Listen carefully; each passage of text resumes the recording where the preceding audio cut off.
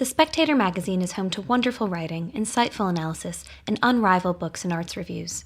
Subscribe today for just £12 and receive a 12-week subscription in print and online. Alongside that, you get a £20 John Lewis or Waitrose voucher. Go to spectator.co.uk/voucher.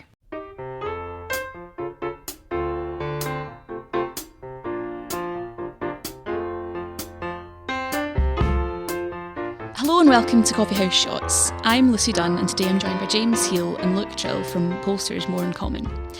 There are just over 2 weeks to go into the local elections in May and a number of councils and mayoralties across the country are being contested.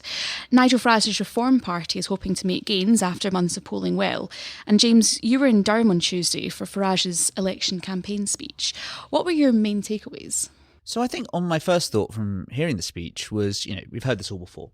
You can find on the BBC News an article from 2014 in which the then UKIP leader talks about parking his tanks on Labour's lawn and the fact he's leading the People's Army to these left-behind areas. Now, 11 years on, of course, his chosen vehicle is Reform UK. But I do think on reflection, and I wrote a bit about this yesterday, but I think I've strengthened this view, which is that there was a nuance there, and let me explain. I think two particular areas in particular. The Telegraph asked him in the questions after the speech when he said, do you blame the Unite Union for this? And of course, in terms of the Birmingham bin strikes. And Farage obviously answered with a bit of humour, saying that there are rats bigger than those seen on the Western Front. But he also ducked the chance to attack the unions. And so he was talking about unions, with the exception of the National Education Union, who's one of whose senior people has just called Reform racist. But broadly, he was very warm about the rights of trade unions, etc., which I thought was interesting. So that's an example of him perhaps resisting the temptation to talk about Thatcher. He flipped the question. He was asked about the unions and he said it's actually about government weakness. So framing it as an example of sort of Labour and government failures rather than actually about the unions themselves being blamed. And I think that's very much following Richard Tice in the Steel debate last week wearing the GMB trade union badge. It's worth mentioning, of course, 1 in 3 trade unions voted Mrs Thatcher back in 1979. And I think that in these kind of areas where, Durham yesterday, where the speech was, Doncaster Council, where a lot of reformers are very excited about, that's exactly where they're going to be aiming. And I think that, as one Tory MP said to me, the Vita and our lunch, and now they're after Labour votes. So that was the key point. And the second thing that was interesting, I thought, which he said yesterday, was when he was asked by Guardian inevitably, can you be someone who represents these areas? You're a very wealthy man. And he said, you're right. I've done very well. I'm very fortunate. But I also want the same for my fellow man. And that was a gracious answer. And I think also we talked about the language of aspiration, which I think they're very keen to talk about. So there was that. There was also references to, some of the local authority pressures, the sort of funding pressures on social care, for instance, which he acknowledged, special educational needs. I've never heard Nigel Farage's speech talk about SEND before. But I think that shows perhaps that, they are very much going after Labour votes in a slightly more nuanced way. You also look around the language, for instance, of his Sun op-ed, where he talks about, they splashed the Sun, and they talked about how, Keir Hardie would be very different from Keir Starmer. I think that's all about getting inside Labour's heads in both an elite level, but also showing how they're going after Labour votes. And really, I think that, inevitably the big story, the two big stories of the election night when it comes in 2 weeks' time, I think the first one will be the scale of the Tory losses, and I think Bennet will have a very bad night, partly because 2021 was so lopsided. I think it was 2/3 of the seats that were won by the Tories on 45% of the vote. I suspect this time you'll see the Tories come top in sort of vote share, but it'll be high 20s or mid 20s rather than anything like last time. But the other story, I think, will be, I think Runcorn may well go Reform, but I think the one below the bonnet is going to be about the Reform UK going after those Labour votes. And look, while Farage may be feeling upbeat, how do the polls suggest the other major parties will fare at the May elections? Well, it's quite difficult to see at the moment. I mean, if you look at the national opinion polls, we've basically been in this rather stagnant three-way tie now for quite some time. Our latest poll out today had Reform on 24%, Labour on 24%, and the Tories on 23%. So it is quite tight at the top there. The Liberal Democrats, interestingly, seem to be bobbing up and down a little bit. So they were up as high as 17% last week. That was their highest across different pollsters since 2019, I think. Down a little bit this week. It seems to depend a little bit on how much Ed Davey is in the news. And of course, he's trying to own that anti-Trump mantle. But what we don't know is the extent to which those opinion poll performances will translate into votes in those local elections. So what we know is since the general election, we know that Reform are up about 10 points. Labour are down about 10 points. The Tories maybe about what they scored in the general election, maybe a couple of points lower. But I think the question that I'll be trying to answer from those results, and lots of other people in polling, is can Reform actually turn their momentum in polls into a decent performance in those local elections? Because they should, based on the polls, be doing very well. On a very good night, you would expect to see them, potentially emerge as the largest party in terms of number of seats. They could get, around 500 seats. Certainly, if they're performing in line with their polling, we'd expect between 350 and 500 seats. As James mentioned, we are expecting big Conservative losses. And, it is, as James said, slightly unfortunate for Kemi Badenoch that her first electoral contest is going to be pitching her against Boris Johnson's performance following that vaccine bounce.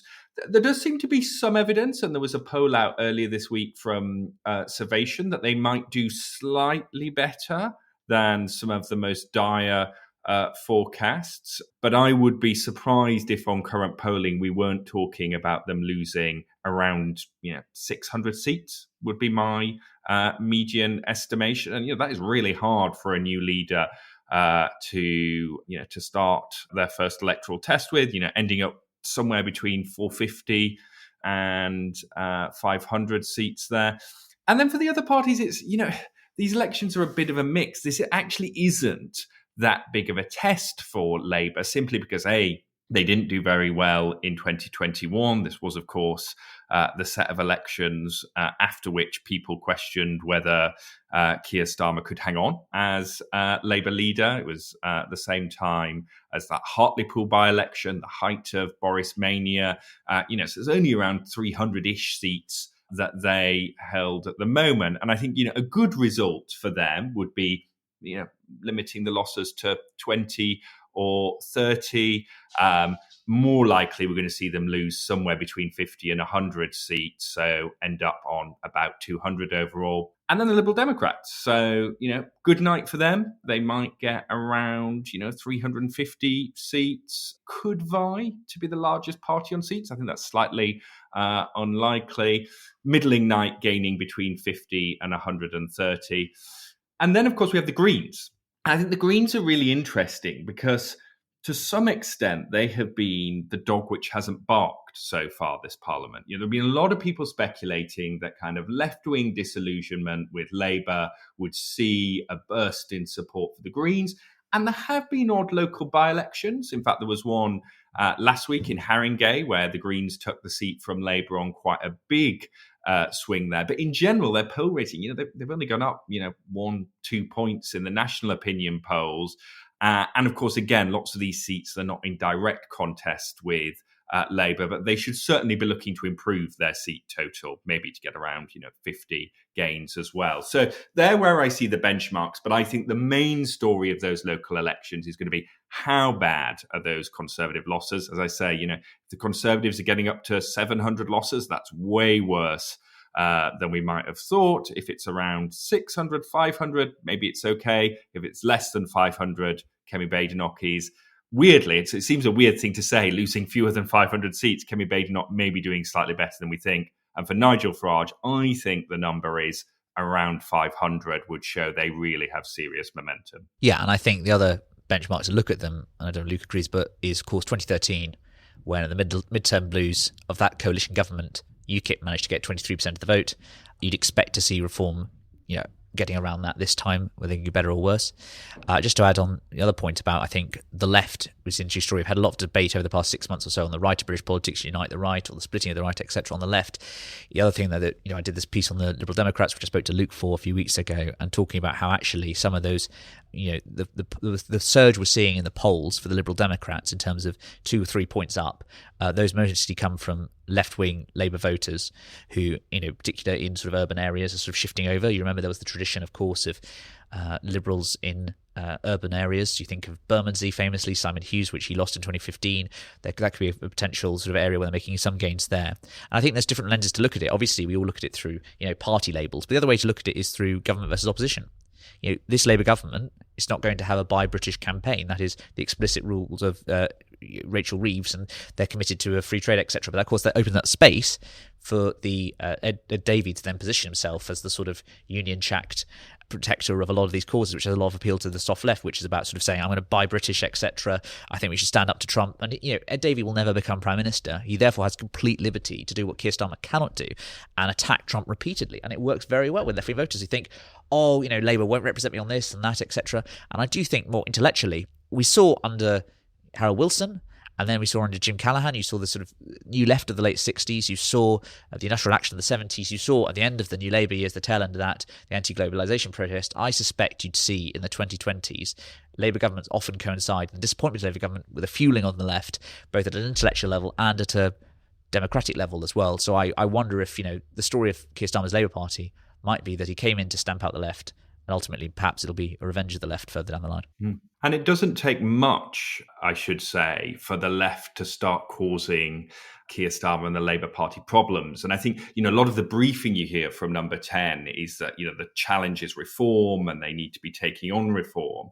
The truth is that it doesn't take much tactical unwind. That is, voters who voted for Labour saying, actually, do you know what? I'm going to go for the Lib Dems. I'm going to go for the Greens, to start costing them seats. And what that doesn't mean is the Liberal Democrats and the Greens gaining seats. What it means is in areas actually where Labour are fighting reform, those voters saying, do you know what, I'm not going to vote for Labour, I'm going to abstain, I'm going to vote for another party of left, that could actually let reform in. And so I think what you're seeing from Downing Street is quite a big bet at the moment that they need to focus a lot of the electoral offer on those Reform Labour swing voters and some of the Labour Tory swing voters, and that actually the threat of Prime Minister Farage will in of itself be enough to make those left-wing voters come back home come the election. But it is quite a big gamble. And James, talking about Labour versus Reform, there's that Runcorn by-election as well that will be held at the start of May. Could Reform pick up another MP here? Yeah, I think they're quite confident of that, and I think there was initial bullishness, which they're now trying to sort of temper down slightly. They've done at least 2 mail shots to every house in the constituency. You can see that they've had a whole sort of campaign going before spending limits kicked in, because that's it was obvious where Mike Amesbury was going at the end of last year, and there was some discussion within Reform about whether the RIP would be moved before Christmas or after, etc. Obviously, they've timed it to coincide with the local elections, and I think that's probably a sensible strategic move for Labour, because obviously the story, as we've discussed on this podcast, is going to be probably Kemi Badenoch's losses, and therefore you can sort of get it in there.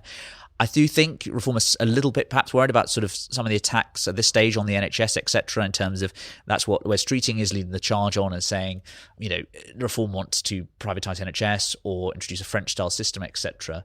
I suspect in those sort of very Labour areas, the Northwest, that might have some effect, but I think overall Reform should be the ones to take it. I'd only add also that, to their credit, Labour's, although their by-election machine wasn't always the best before the last Parliament, the Northwest is widely respected as one of Labour's stronger areas.